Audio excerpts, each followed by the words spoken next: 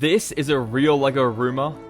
This is what people thought when they saw my set, and this is my set. Well, okay, not yet. First, we're gonna do First in the lineup, we have Batman. He uses the newer dual-molded cowl and the standard fabric cape. He doesn't have any leg printing because LEGO rarely gives Batman leg printing in playsets like this, so I try to keep it a bit realistic. That's also why there is no Robin figure, spoiler alert, but his torso has far more detail than usual, especially in the muscle area, and this is because his suit in the movie is inspired by ancient Greek statues, fun fact, and hence the intense musculature that he has in the film and on the minifigure. This also means that I got to include the absolutely iconic bat nipples, which I don't think LEGO would include. They might, I'm not too sure, but I felt like I definitely had to just because they are so iconic, and that is it for Batman. Next up, we have the Riddler, and he uses Zane's hairpiece from Ninjago in reddish orange, and comes with his question mark staff made from the same parts as the LEGO Batman movie version, although slightly recolored so it's all pearl gold. His torso and legs are pretty straightforward, as they're just covered in question marks. I also did include a muscle print though, just for some added detail, and he does not have arm printing or side leg printing because, again, he wouldn't have it in a playset, and it's not really needed.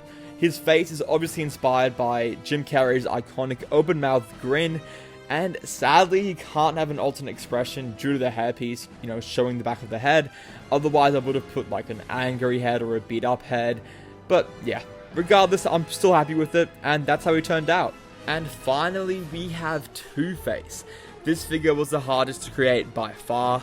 He uses the LEGO Batman movie hairpiece and comes with two different colored pistols.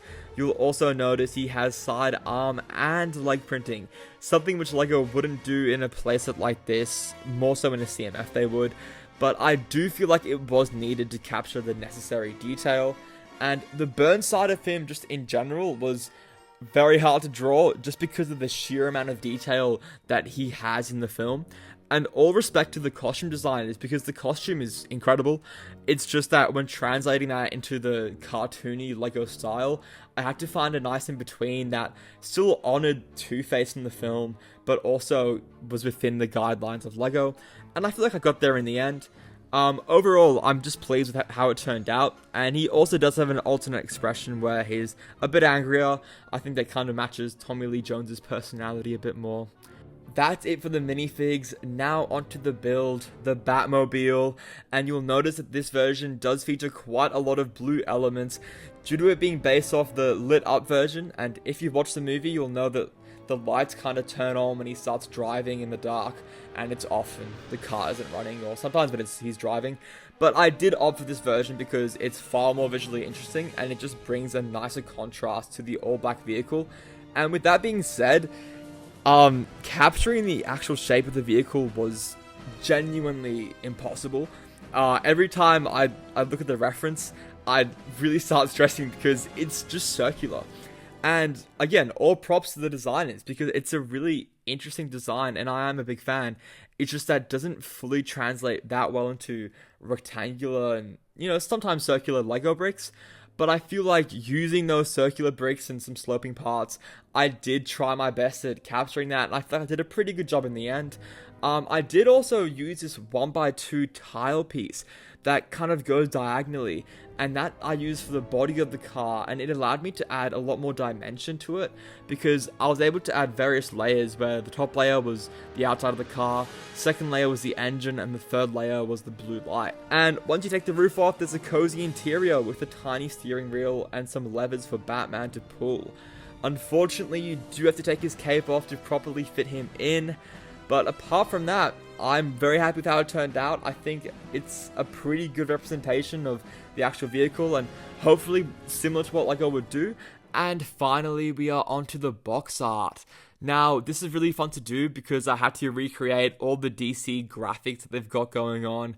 I also did replace the DC logo with the newer one, and the Batman in the bottom right hand corner with Val Kilmer Batman, the image which I actually got from a drawing that was a promotional image for the film, and I think it was used on toys, but I managed to find the actual original drawing.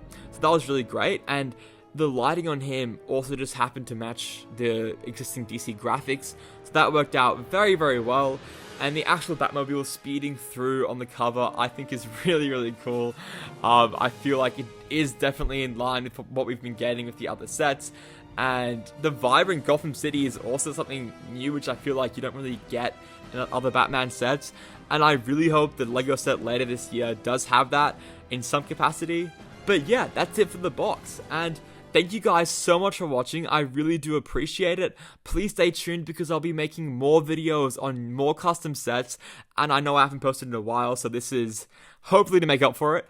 But yeah, thank you guys so much for watching, and I'll see you in the next one. Bye.